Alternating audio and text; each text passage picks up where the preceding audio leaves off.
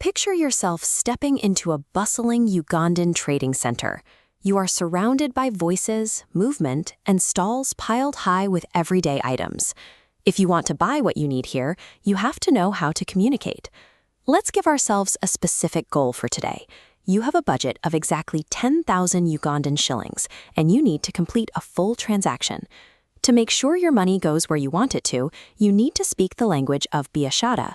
That is the Kiswahili word for business. It is the language used by millions of people across East Africa every day to exchange money for goods and build their livelihoods.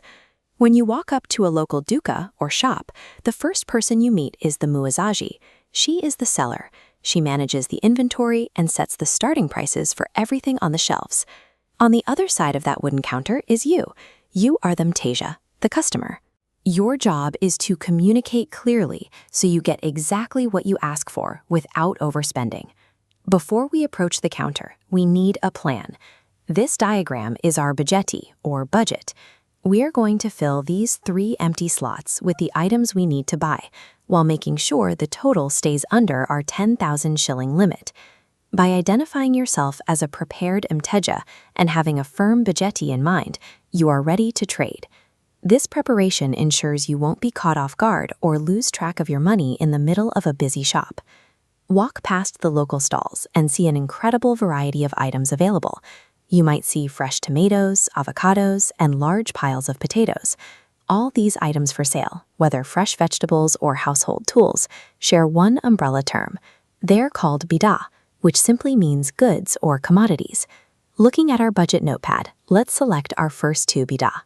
We will fill slot 1 with sukari, which is sugar, and slot 2 with chumvi, which is salt. You know what you want.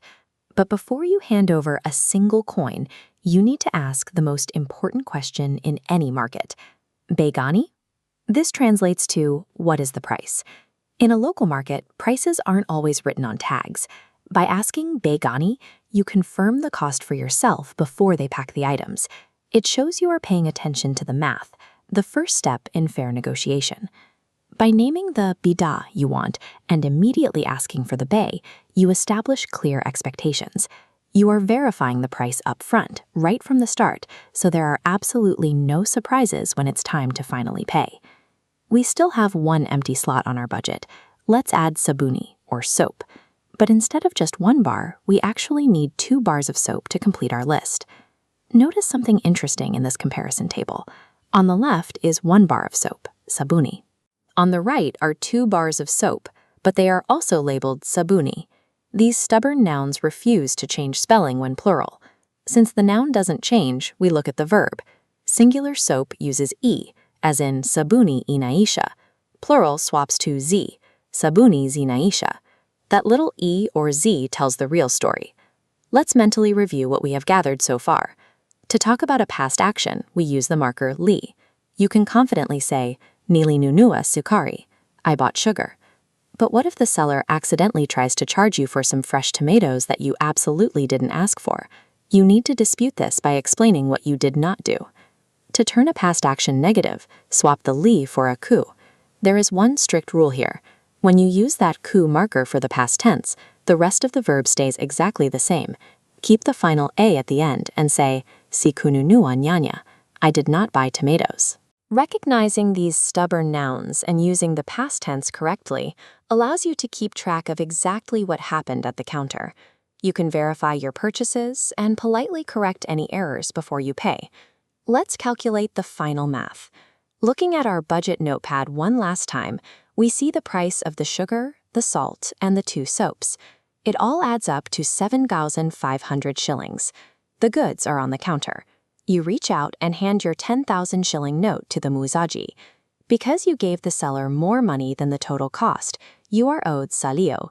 Salio is the exact balance or change that must be returned to your hand. A quick tip, never ask for faida when you want your change. Faida means profit. That is the extra money the business owner makes after covering their costs. The faida belongs to them. The salio belongs to you. The math holds up perfectly. 10,000 minus 7,500 leaves exactly 2,500 shillings. The seller smiles and hands back your salio. You secured your items, tracked your stubborn nouns, and got your correct change. Try grabbing a piece of paper and writing out your own 10,000 shilling budget in Kiswahili. When you know the words of Biashara, you can trade fairly and smartly anywhere in East Africa.